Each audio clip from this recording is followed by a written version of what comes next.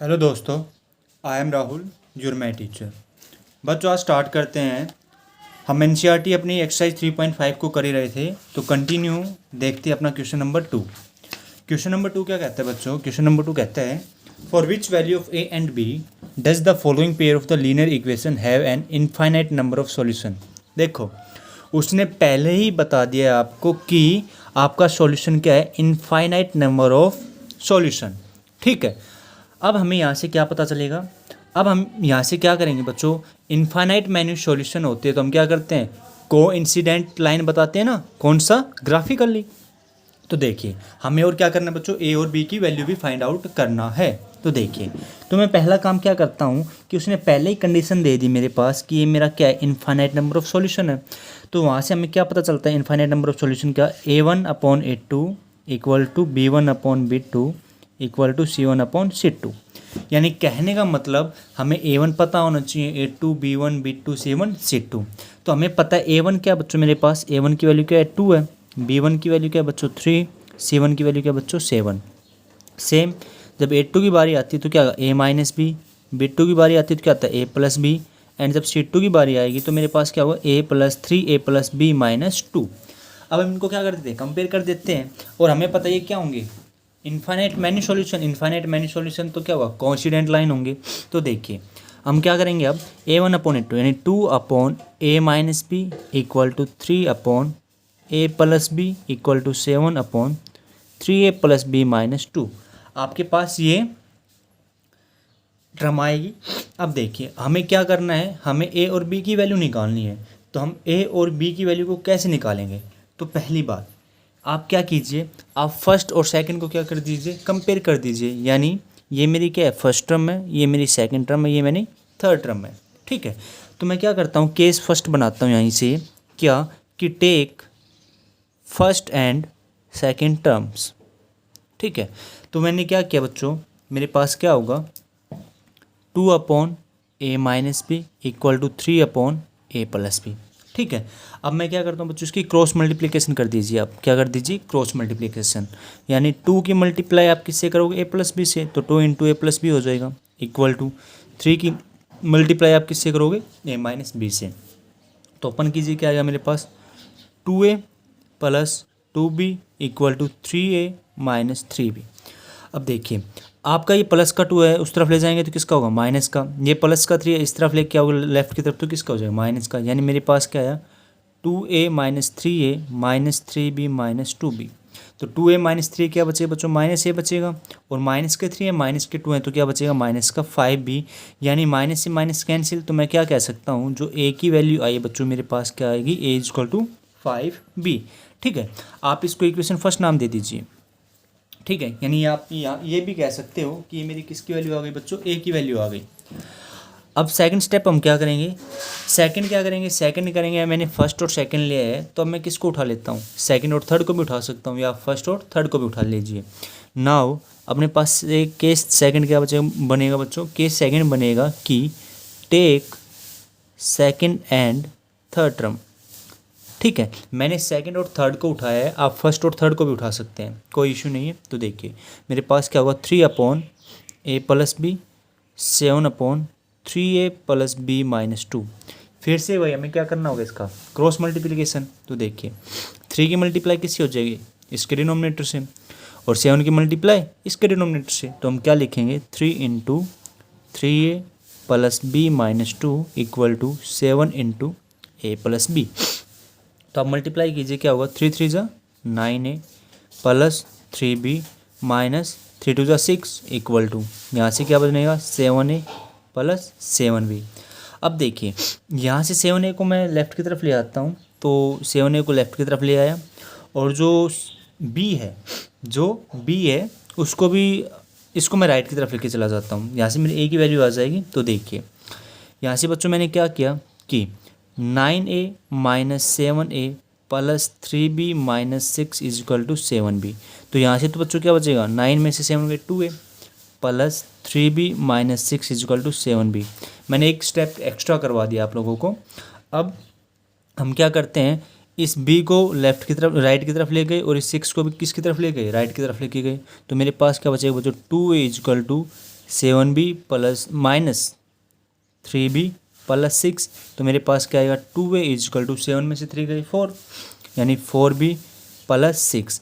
अब देखिए अब हम क्या कर सकते हैं, या तो आप यहाँ पे a की वैल्यू 5 भी है, इसको पुट कर दीजिए यहाँ पे, या फिर कंपेयर भी कर सकते हो। क्या कर सकते हो आप, कंपेयर। तो देखिए यहाँ से अगर मैं a की वैल्यू को फाइंड आउट करता हूँ तो देखो बच्चों यहाँ से 2 कॉमन आ जाएगा, तो 2 कॉमन लूँगा तो मेरे पास क्या आएगा, यहाँ से 2 कॉमन लिया तो यहाँ से देखो यहाँ से 2a हो गया, ठीक है।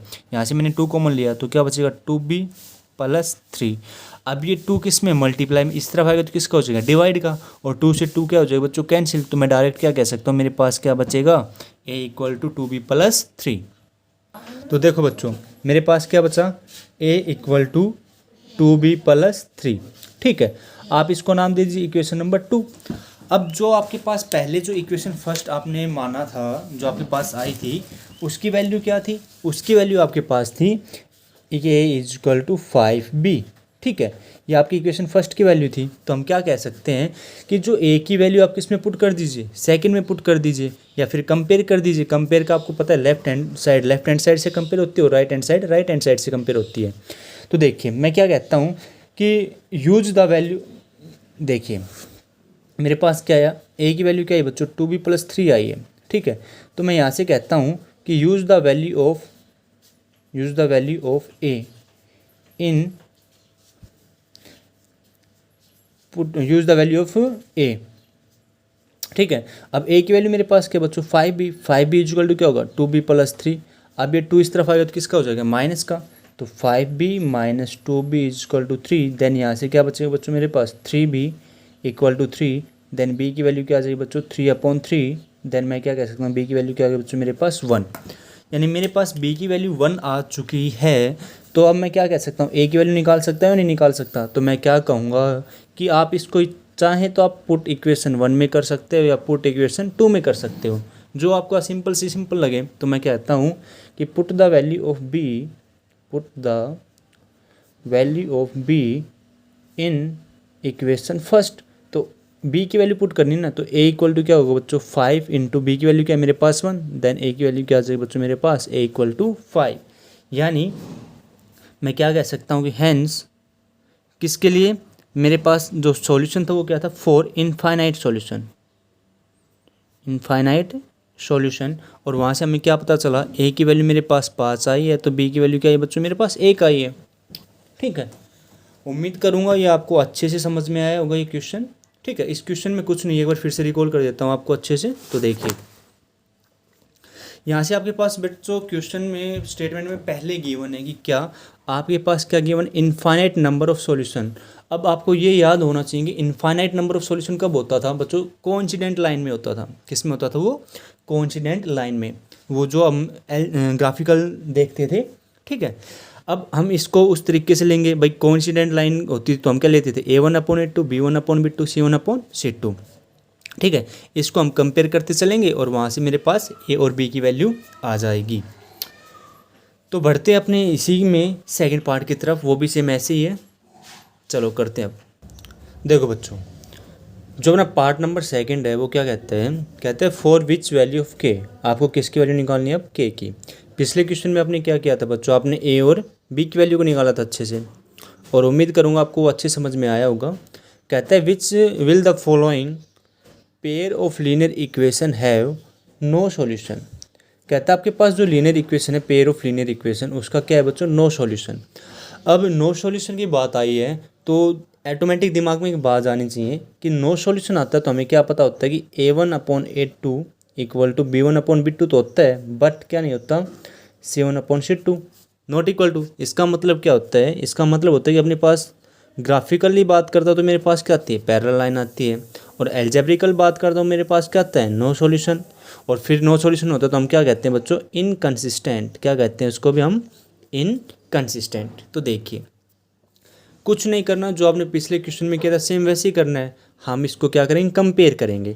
तो कंपेयर करने के लिए मुझे क्या पता होना चाहिए, a1 a2 b1 b2 c1 c2। तो देखिए यहाँ से कंपेयर कराता हूँ तो a1 क्या होता है x का कोफिशिएंट, तो क्या बच्चों मेरे पास 3, b1 y का कोफिशिएंट क्या है, यहाँ पे कुछ नहीं तो क्या होगा बच्चों 1 होगा ना, तो b1 की वैल्यू 1। एंड C1 की वैल्यू क्या आ जाएगी बच्चों, यहाँ से भी 1 हो जाएगी। फिर बात आती है 8 2, एक्स का कोफिशिएंट क्या है कंप्लीट 2k-1। फिर बात आती है बच्चों बिट 2 की वैल्यू क्या है बच्चों, वाई का कोफिशिएंट क्या है यहाँ से k-1 एंड सिट टू क्या है बच्चों मेरे पास 2k+1। ठीक है, तो अब हम क्या करते हैं, हमें जो पता है उससे कंपेयर कर देते हैं। हमें नो सॉल्यूशन गिवन है तो हम ये वाली स्टेटमेंट का यूज करते हैं। ठीक है, तो देखिए A1/8 equal to B1/bit2 not equal C1/sit2।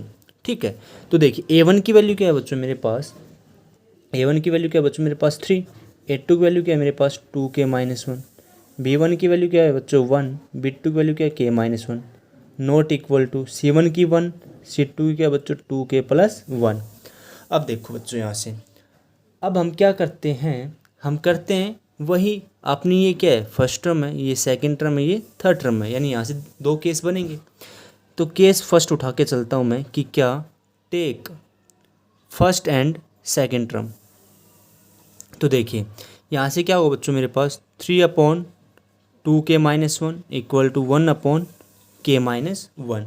ठीक है, अब देखिए यहाँ से हम क्या करते हैं बच्चों, क्रॉस मल्टीप्लिकेशन, क्या करते हैं क्रॉस मल्टीप्लिकेशन। तो यहाँ से क्या होगा 3 × k-1, 1 की मल्टीप्लाई 2k-1 से करोगे तो वो खुद ही आएगा 2k-1। तो मल्टीप्लाई कीजिए, यहाँ से क्या आएगा 3k-3 इक्वल टू 2k-1। तो देखो बच्चों ये प्लस का 2 है इस तरफ ले आइए, ये माइनस का हो जाएगा, और ये माइनस का 3 उस तरफ ले जाएंगे राइट की तरफ, तो किसका हो जाएगा प्लस का हो जाएगा। यानी मेरे पास क्या बचेगा 3k-2k इक्वल टू -1 + 3।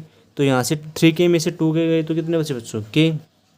ठीक है, और 3 - 1 तो क्या होगा बच्चों यहाँ से 2, यानी k की वैल्यू मेरे पास क्या आ गई बच्चों 2 आ गई है। ठीक है, अब 2 आ गई तो देखिए अपने यहाँ से तो हमें पता चल गया k की वैल्यू क्या है 2 है। अब एक बात और को चेक करिए कि क्या के सेकंड क्या कहेगा, के सेकंड कहता है आपको क्या उठाना है, take second and third term. आपको क्वेश्चन में ये शो भी करके दिखाना है, आपकी ज़रूरी नहीं कि आपके पास के की वैल्यू आ गई तो आप इसको भूल जाओगे। तो देखिए इसका मतलब क्या है कि 1/k-1 1/2k+1 not equal to है, क्या है नॉट इक्वल टू। अब के की वैल्यू को यहाँ पे पुट करके देख लीजिए, अगर ये सेटिस्फाई कर जाता है तो ठीक है, अगर नहीं करता तो आपको पता ही चल जाएगा। तो देखिए यहाँ से क्या करता हूँ मैं, पुट द वैल्यू ऑफ के इक्वल टू 2। तो यहाँ से क्या होगा बच्चों 1/2 - 1 1/2 × 2+1। ठीक है, तो 1/1 नॉट इक्वल टू चल रही है। ठीक है, 1/2 2 4 +1 तो 1 इक्वल टू 1/5। क्या ये बात सही है, 1/5 के इक्वल है नहीं है, तो यहाँ पे क्या आएगा बच्चों नॉट इक्वल टू, यानी ये स्टेटमेंट उसने क्या दे रखी, बिल्कुल करेक्ट दे रखी है। ठीक है, यानी उम्मीद करूँगा ये, तो हम यहाँ से क्या कह सकते हैं कि equation will have no solution, और के की वैल्यू क्या आ गई बच्चों मेरे पास 2 आ गई। तो हम क्या लिखेंगे, hence equation will have no solution. ठीक है, इक्वेशन ने जो दिया था उसका कोई सॉल्यूशन नहीं है, बट इफ़ के इक्वल टू, के की वैल्यू मेरे पास क्या आ गई बच्चों 2 आ चुकी है, के की वैल्यू क्या आ गई मेरे पास 2। तो उम्मीद करूँगा जो क्वेश्चन नंबर 2 है वो आपको अच्छे समझ में आया होगा।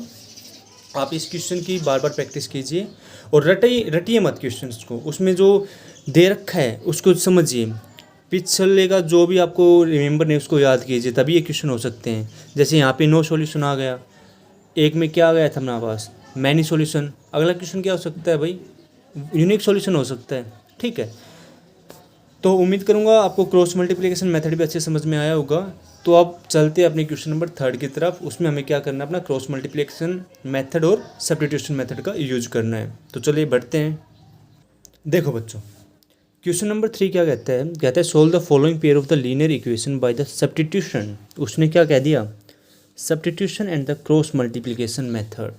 तो चलिए हमें अपना कौन सा मेथड करना है, सब्स्टिट्यूशन। तो आपको याद होना चाहिए कि सब्स्टिट्यूशन मेथड क्या था और क्रॉस मल्टीप्लिकेशन मेथड क्या था। तो देखिए आपके पास इक्वेशन क्या गिवन है, 8x + 5y = 9 and 3x + 2y = 4। ठीक है, तो मैं कौन सा मेथड यूज करता हूँ पहले, बाय सब्स्टिट्यूशन मेथड। तो देखिए सब्स्टिट्यूशन मेथड में हमें क्या पता है कि 8x plus 5y is equal to 9, 3x plus 2y is equal to 4। ठीक है, आप इसको इक्वेशन नंबर फर्स्ट मान लीजिए, आप इसको इक्वेशन नंबर सेकंड मान लीजिए। तो मैं क्या करता हूँ, सब्स्टिट्यूशन में आपको पता है या तो आप x की वैल्यू में कन्वर्ट कीजिए या आप y की वैल्यू में कन्वर्ट कीजिए। तो मैं यहाँ से क्या करता हूँ कि फ्रॉम इक्वेशन फर्स्ट लेता हूँ। From equation first we get क्या, मैं x के टर्म में करता हूँ, किसके टर्म में करता हूँ, x के टर्म में। तो यहाँ से क्या लिखूँ बच्चों, 8x is equal to 9 minus 5y। तो x की वैल्यू क्या हो जाएगी बच्चों मेरे पास, 9 माइनस 5y बाई 8। ठीक है, ये मेरे पास किसकी वैल्यू हो गई, x की वैल्यू। इसको आप नाम दीजिए इक्वेशन नंबर थर्ड। ठीक है, अब जो ये x की वैल्यू आई है, सब्स्टिट्यूशन का मतलब क्या, x या y की जो वैल्यू आती है उसको आप इक्वेशन दूसरी में पुट कीजिए। अब इस x की वैल्यू को मैं किस में पुट करता हूँ, put the equation number second. ठीक है, तो देखिए, put the value of x in equation second. तो यहाँ से बच्चों क्या हो जाएगा, 3 इंटू एक्स की वैल्यू क्या है मेरे पास, 9 minus 5y by 8 plus 2y is equal to 4। ठीक है, तो मैं अंदर के अंदर इसकी मल्टीप्लाई कर देता हूँ। तो 3 9 से 27, 3 5 से 15y upon 8 plus 2y is equal to 4। अब मैंने क्या लिया, 8 एलसीएम होगा इसका। तो यहाँ से क्या है बच्चों, 27 माइनस 15y, यहाँ पे कुछ नहीं तो क्या लिखेंगे हम, 1, 1 8 से 8 की मल्टीप्लाई 2 से करेंगे तो क्या आएगा, 16y इज इक्वल टू 4। तो यहाँ से देखिए बच्चों मेरे पास क्या बना, यहाँ से मेरे पास बना कि 27 माइनस का 15y है प्लस का 16y, तो प्लस का y बचेगा, then plus y is upon 8 equal to 4। अभी 8 किस में, डिवाइड में, राइट की तरफ जाएगा तो किसका हो जाएगा, मल्टीप्लाई का। तो देखिए यहाँ से क्या बनेगा मेरे पास बच्चों, 27 प्लस y, आपने 8 की 4 से मल्टीप्लिकेशन करी तो क्या हो जाएगा, 8 4 32। ठीक है, अब 8 4 32 हो गया, तो मैं y की वैल्यू क्या हो जाएगी बच्चों, y की वैल्यू क्या आएगी, 32 माइनस 27। तो मैं क्या कह सकता हूँ कि y की वैल्यू मेरे पास क्या आएगी बच्चों, 5। 32 में से 27 को सब्ट्रैक्ट किया तो मेरे पास क्या है, y की वैल्यू 5। ठीक है, अब जब y की वैल्यू मेरे पास 5 आ चुकी है तो मैं क्या करूँगा, इसको अपनी put the equation number third, यानी put the value of y in equation third. तो देखिए x इज इक्वल टू क्या होगा बच्चों, 9 माइनस 5 इंटू 5 अपॉन 8। तो x is equal to 9 minus 5, 5 से 25 अपॉन 8।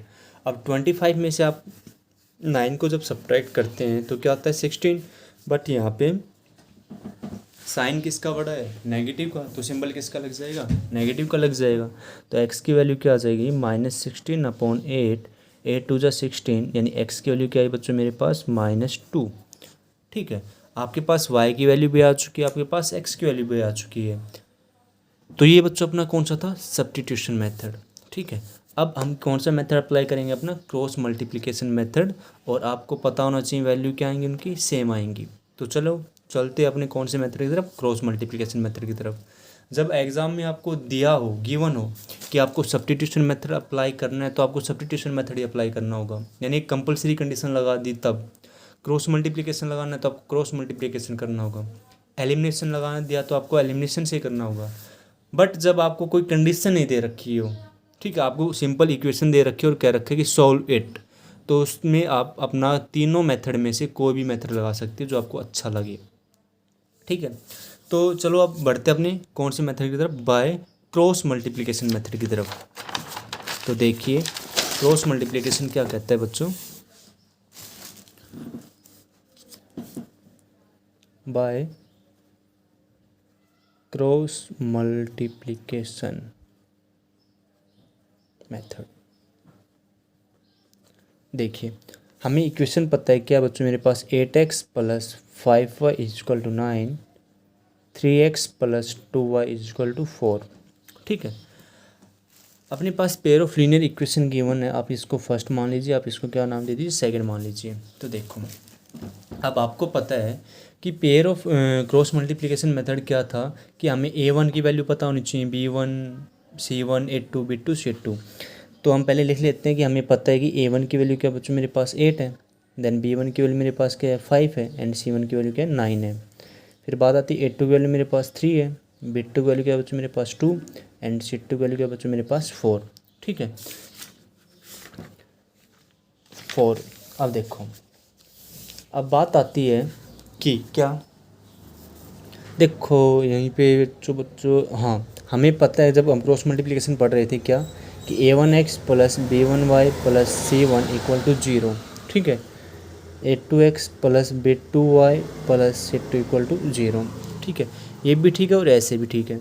देखिए हमें क्या पता था बच्चों कि x अपॉन समथिंग होता था, y अपॉन समथिंग होता था और कांस्टेंट अपॉन समथिंग होता था। तो देखो अब x की बारी आती है तो हम क्या करते थे कि आप है ना यहाँ पे c1, यहाँ से c1 की वैल्यू क्या आ जाएगी बच्चों, -9 ले लीजिए। यहाँ से -9 इक्वल टू 0, आपको आसानी होगी समझने में। -4 इक्वल टू 0, तो यहाँ से c1 की वैल्यू -9 हो जाएगी और c2 की वैल्यू क्या हो जाएगी, -4 हो जाएगी, ठीक है। इसको थोड़ा मॉडिफाई कर दिया। अब देखिए, अब आपको पता है कि हम कैसे करते थे कि x की वैल्यू निकालने के लिए हम क्या लिखते थे, b1 upon b2 c1 upon c2। तो देखिए b1 upon b2 c1 upon c2, ठीक है। फिर बात किसकी आती है, फिर बात आती है अपनी क्या, हमें y की वैल्यू चाहिए। किसकी वैल्यू चाहिए, y की। तो c1 अपॉन c2 लिखते थे और फिर क्या लिखते थे हम, a1 अपॉन a2, ठीक है। यानी एक सिस्टमेटिक तरीके से। फिर क्या करते थे हम, कांस्टेंट टर्म निकालते थे। तो क्या आता था मेरा, a1 अपॉन a2 और फिर b1 अपॉन b2।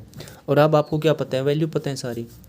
यहाँ पे खेल प्लस का y और माइनस का y का भी है। ये अगर सिस्टमेटिक ऑर्डर से चल रही है तो अपना क्या आ जाएगा, प्लस का y। अगर आपने a1 को और a2 को पहले लिख दिया तो यहाँ पे किसका हो जाएगा, माइनस का हो जाएगा।